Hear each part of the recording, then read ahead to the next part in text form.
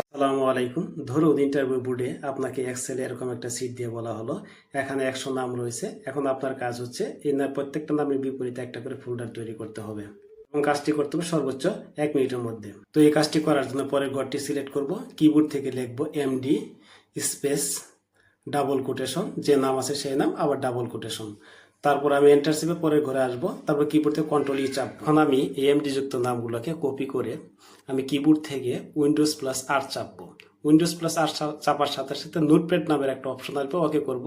এই ডায়লগ বক্সটা আসবো, এখানে আমি পেস্ট করে দিব। এখন আমি যেখানে এই ফোল্ডারগুলো ক্রিয়েট করতে চাই তার জন্য যেগুলো আমি একটা ফাইল সিলেক্ট করে নিব।